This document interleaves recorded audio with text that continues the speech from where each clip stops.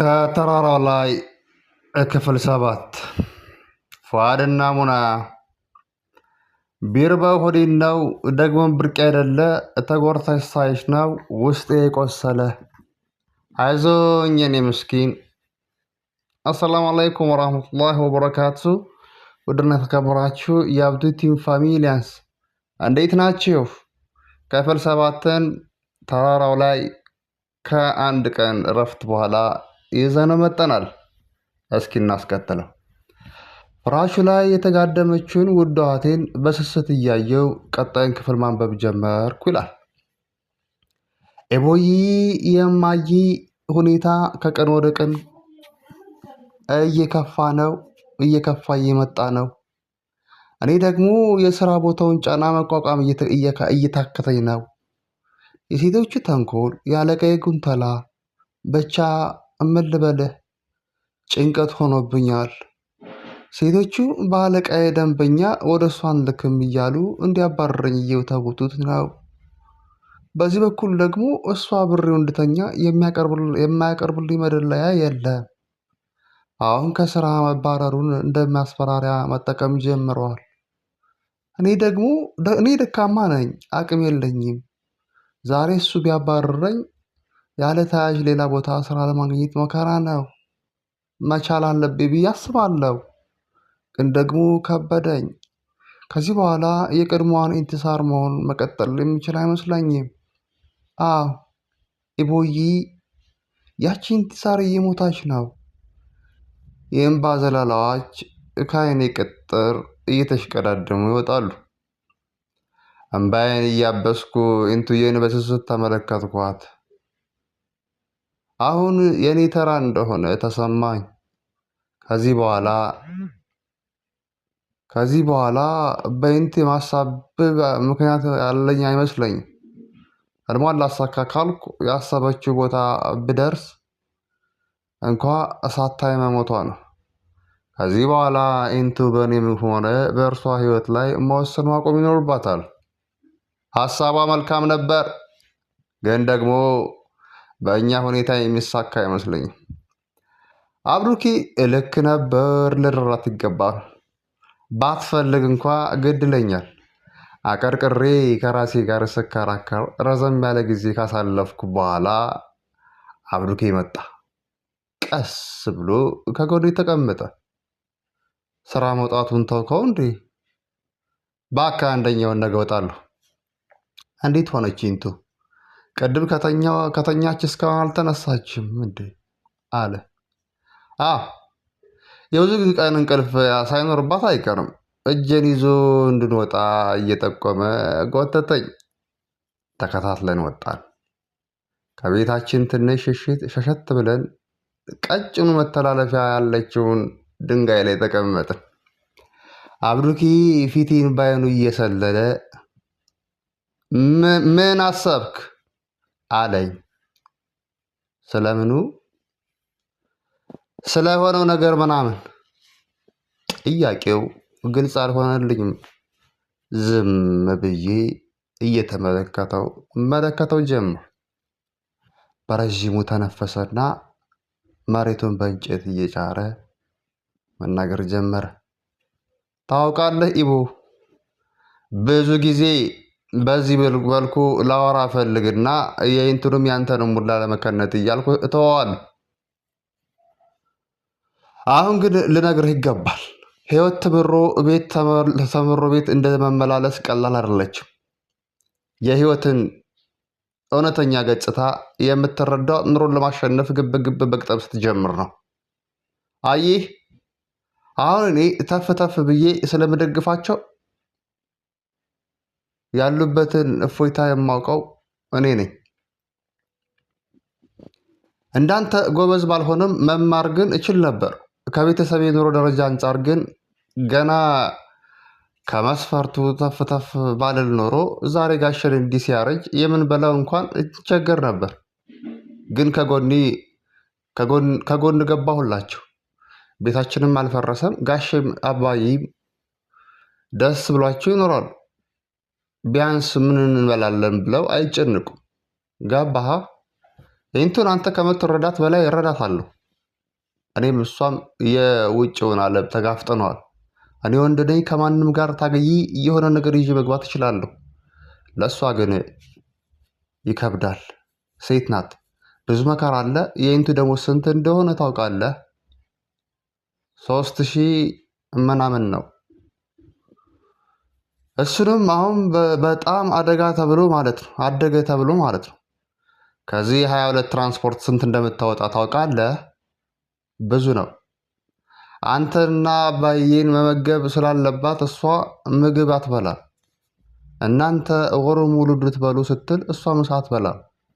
ዶክተር እንድትሆንላት ትፈልጋለች። የተቸገረ ሰው ገንዘብ ማምጣት ማታከም እንዳያቅተው ማድረግ የምትችል ይመስላታል። ግን እንደዚህ አይደለም። ዶክተር ልትሆን ትችላለህ። ኢንቱ እንዴትም ብላ እዛ ደረጃ ልታደርሰ ትችላለች። ትችል ይሆናል። ግን ዶክተር ስለሆንክ የፈለግከውን አታክምም። አንተም የቅባት ተቀጣሪ ትሆናለህ። አቅም ያላቸውን ታገለግላለህ። ስራው በግለሰብ ደረጃ የሚሰራ አይደለም። መርዳት የምትችለው ዶክተር ስትሆን ሳይሆን ሀብታም ከሆንክ ነው። ዶክተር ባትሆንም ገንዘብ ካለ ሆስፒታል መገንባት ትችላለህ። ከዚህ በላይ በዚህ ቅዠት ውስጥ ከቀጠልክ ግን ኢንቱን እንደዛሬው ልናተርፋት እንችል ይሆናል። ንቃ ንቃ ኢቦ። ትከሻዬን በእጁ ተመተመኝ።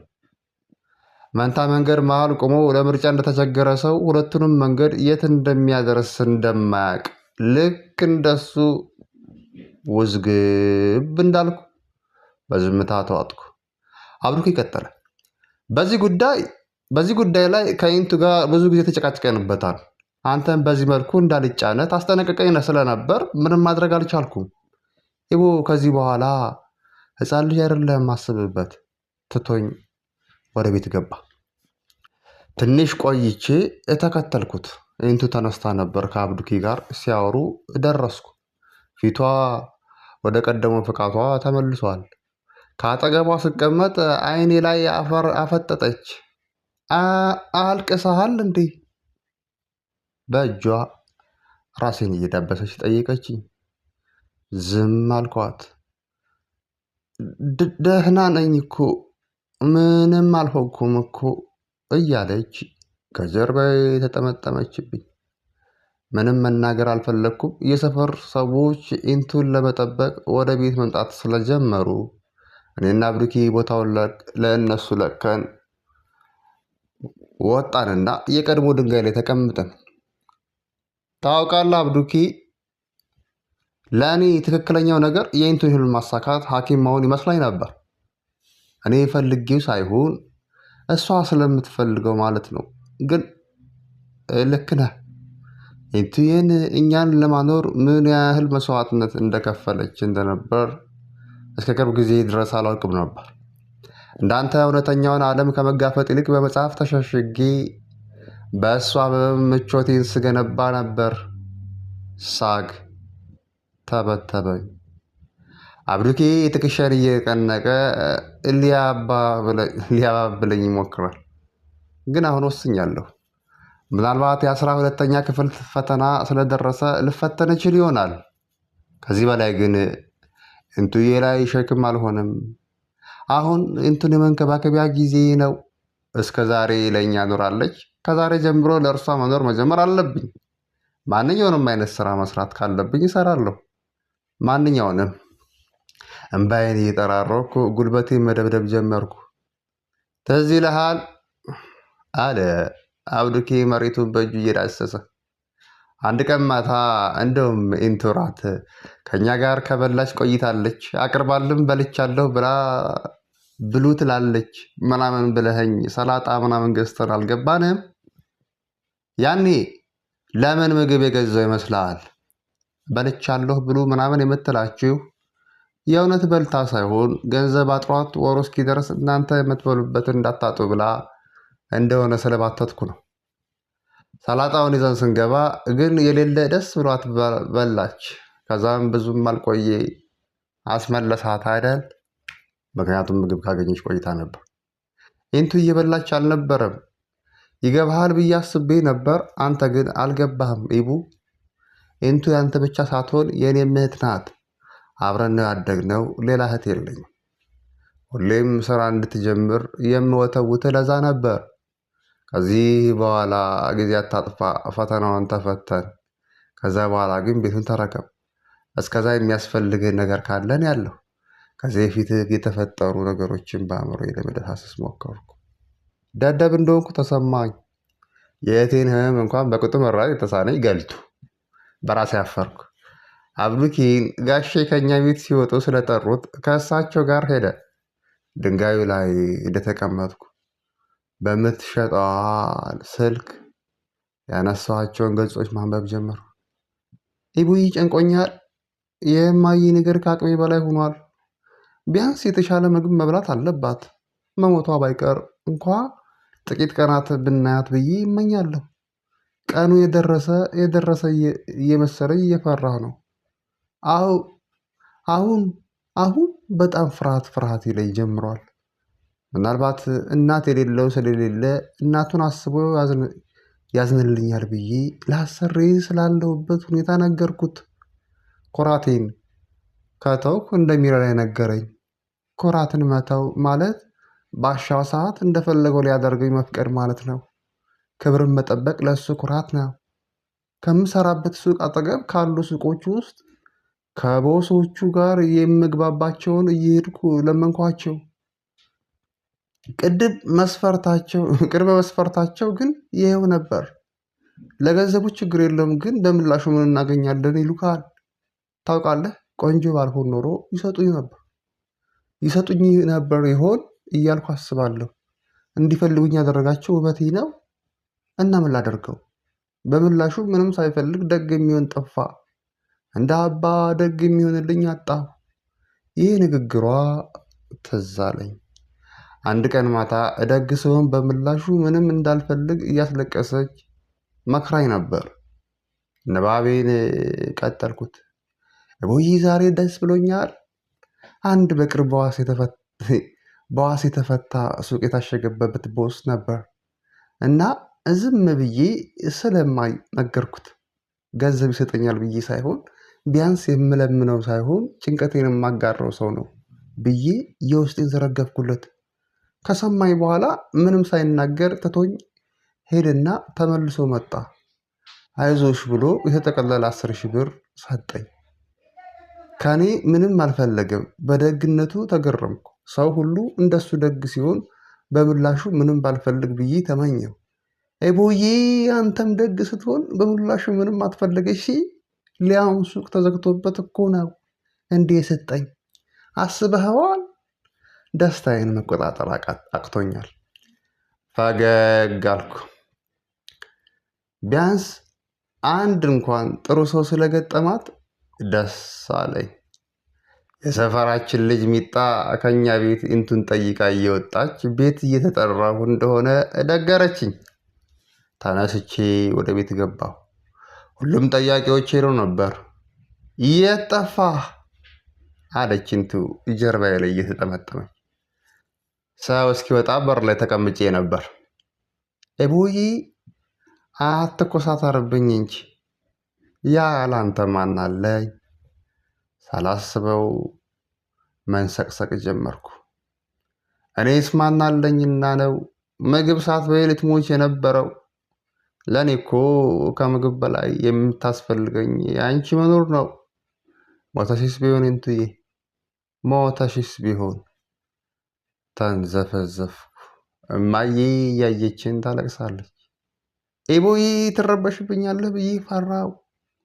ከምንም እና ከማንም በላይ እንደምወድ ታውቂያለህ። ለዛ ነው በቃ ከዚህ በኋላ ራሴን ጠብቃለሁ።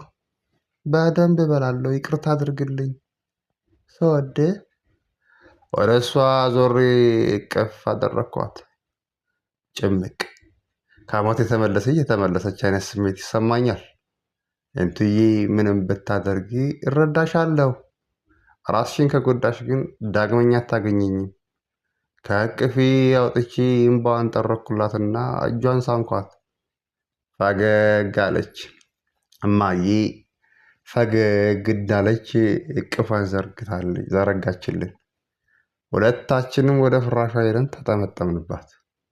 ብዙ ጊዜ እንደምናደርገው እማዬን በኃይል በሳመ መፎካከር ጀመረ። እማዬ እምባ እያነቃት ጌታዬን ብዙ ጊዜ ምነው መከራ በዛብን ብዬ አማርሬዋለሁ። ሁሉም ነገር ከአቅሜ በላይ ሆኖ ጭልም ብሎብኝ ያውቃል። ባለፍናቸው የመከራ ጊዜያት ሁሉ ብርታት የሆነ ግን ልጆቼ ላይ የማየው መተሳሰብና መተዛዘን ነው። እናንተ ስትተሳሰቡ ሳይ የከበበኝን መከራ ሁሉ ረሳዋለሁ። አደራችሁን አሁንም ቢሆን ለኢቡ ካንቺ ውጭ የለም። እንትሳሬ ለእሷም ካንተ ውጭ ማንም የለም። እንደ ሌላው ዘመድ እንኳን የላችሁም። ተዋደዱ ልጆቼ፣ ለጎረቤታችሁም ጥሩ ሁኑ። ማንም ባልነበረ ሰዓት ከጎናችን ሆነው እንባችንን ያበሱት እነሱ ናቸው አለች። ትንሽ ቆይተን የድሮ ትዝታ እያነሳን መሳቅ ጀመርን። እንትዬ የሳቀች ትዝ ይላችኋል አለች። ትዝ ይላችኋል እዚህ ቤት የገባን አካባቢ ኢቡ ማታ ማታ መታጠቢያ ላይ ሽና አትውጣ ሲባል እምቢ ይል ነበር። አንድ ቀን ካልወጣው ብሎ ወጥቶ ጅብ ሲያይ ሽንቱን ልብሱ ላይ የለቀቀው ለቆት የተመለሰው እያስታወስኩ እስቃለሁ። ልክ ቤት ስገባ ምን ሆንክ ስንለው መናገር አቅቶት እየተዛገበው ጅቡ ሸናብኝ ያለንን እንትዬ በሳቅ ፍርስ ትላለች። እኔና እማዬ ድክም እንላለን። ያመሻል እንዴ ያምሻል እንዴ? እኔ እኮ ልክ ዚፔን ልከፍት ስል ከፊት ለፊት 4 ምናምን ይሆናሉ እኮ። ልከፍት ስል 4 ምናምን ይሆናል እኮ ከፊት ለፊቴ ምናምን ይሆናል እኮ የነበሩት ጅቦች። አንቺ ደግሞ አይሃለሁ ብለሽኝ ስዞር የለሽም። መሽናቴን እንኳን ያወቅኩት እናንተ ስትነግሩኝ ነው። አሸቀጠጥኩት የሌለ ከአሁን አሁን አንዱ ያዘኝ እያልኩ ብቻ አለፈ ያም ጊዜ። አሁን ግን ብዙ ሰው እዚህ መኖር ስጀምር ነው መሰለኝ እንደ ድሮው እኮ ጅብ አይበዛም አይደል አለች እንቱ። አሁን የለም ማለት ይቻላል። ያኔ እኮ ጩኸታቸው ራሱ ማታ ማታ እንዴት ነበር የሚያስፈራው። እኔ ሳልተኛ ያደርኩበት ቀን አለ አረሳውም አለች እማዬ። ከእንቱዬ ጋር ውሃ ልታመጡ ቦታ ሄዳችሁ ወረፋ ሊደርስ ብላችሁ ቀኑን ሙሉ ውላችሁ ከዛ ውሃውን ይዛችሁ ስትመጡ የእንቱ ማዘያ ተቀዶ ጀሪካን እንደተከረበተባት ወደታች ወርዶ ውሃው እንዳለ ፈሶባችሁ የኢቦውን 10 ሊትር ጀሪካን ብቻ ይዛችሁ የተመለሳችሁበትስ? ሳቀች። ውይማ እሱን ቀንማ አታስታውሺው። እንዴት እንደተቃጠልኩ እኮ በአላህ። ማዘያዬን ተራራ ይላል። ጀሪካን እየተገለባበጠ በቃ ቦኖ ጋር ደረሰ። በይው እኮ ኢቡ እንዳይሮጥ እሱም ሊደፋ ሆነበት። ጀሪካኖቹን ደግሞ በፌስታል ነበር የምንከርናቸው፣ ክዳን አልነበራቸውም። ትዝታችን እየተጨዋወትን የራስ ሰዓት ስለደረሰ ያለውን አቀራረብኩ። እንቱዬ የመጡላትን ፍራፍሬና ጁሶች አቀረበች። እየተጨዋወትን በልተን መኝታችንን አነጣጥፈን ተኛን። እንቱዬ እንቅልፍ እንደወሰዳት እርግጠኛ ስሆን ያችን የማስታወሻ ደብተሯን መጽሐፌ ውስጥ አስገብቼ ያላነበብኳቸውን ገጾች በሙሉ ፈቶ አነሳኋቸው። ተራራው ላይ እዚህ ጋር ለዛሬ አበቃና ክፍል 7 ወደ ክፍል 8 ወደ ታች መንደርደሩን ይቀጥላል። እስካሁን ለነበረን ቆይታ ከልብ አመሰግናለሁ ውድ ፋሚሊያንስ። ከተራራው ላይ የክፍል 7ን በዚሁ ዛሬ ደመደመን። ነገ ምን አይነት ታሪኮችን ይዞ ይመጣል አብረን የምንከታተለው ይሆናል። ለእስካሁኑ ለነበረን ቆይታ ከልብ እያመሰገንኩ ቀስ ብዬ እኔም ከተራራ ወደታች ወረድ ብዬ በሩን ከፍቼ ሾልክ የወጣው ላችኋለሁ። ያላ ባይ